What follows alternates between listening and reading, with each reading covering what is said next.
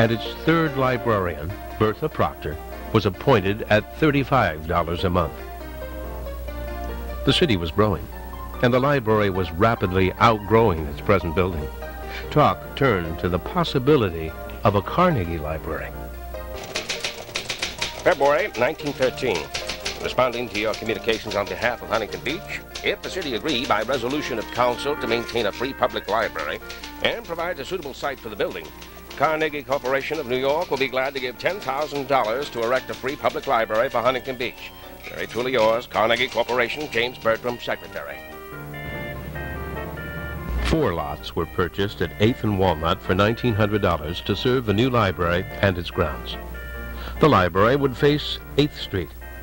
Plans were drawn, discussed, and redrawn to meet Carnegie requirements. The Los Angeles firm of Tuttle & Hopkins prepared the final drawings for the building, which were accepted by the Library Board and the Carnegie Corporation.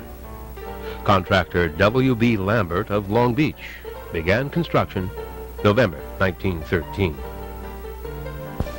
The new building has a face of red tapestry brick trimmed with a light gray brick, a white mission tile roof, and is 61 by 35 feet. Well lighted by windows, the basement contains a large lecture room, reference room, workroom, and furnace room. The first floor contains a general reading room and librarian's room. The furnishings are steel and the floors are carpeted with battleship linoleum. Bertha Proctor, librarian. In the cornerstone were enclosed the names of all those who had helped obtain the library for the city. In addition, the names of each child in the schools were attached to small American flags and included with a brief history of the library's founding. The staff began to move in on May 6th of 1914. Now there were 2,800 books in the library, and the pride of the community was unbounded.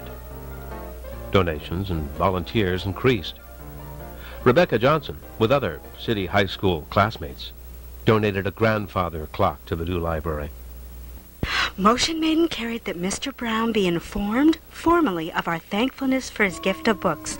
Motion made and carried that the high school be given our thanks for the lovely clock presented to the library by them.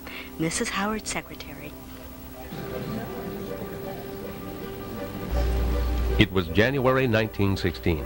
And librarian Bertha Proctor now received $55 per month. The library had 3,156 books, either on the shelves or in the hands of over 1,300 contented patrons. It would be May before the reference room had a globe. The war in Europe was still far away. Sam Johnson was working at the Holly Sugar Factory, while wife Sarah and Eddie helped with the store. Rebecca was preparing to teach in Los Angeles and hoping one day to return to her home by the beach. 2 years later, the world had changed for everyone. The U.S. was now at war. A list of local soldiers and their overseas addresses were kept current at the library desk, along with a list of those who had fallen. Eddie Johnson had lied his way into the Army in December 1917. By October of the next year, just a month before the end of the war to end all wars, Eddie was shot and killed in France.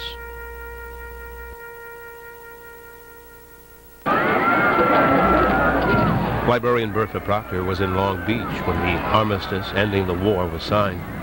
She witnessed the noisy celebration there and was surprised at how calm, serene, and silent things appeared in Huntington Beach when she returned. Finally, a patriotic parade and a roaring bonfire at 8th and Olive brought an official end to the war to end all wars. The 20s roared into Huntington Beach with a boom on May 24th, 1920. Oil.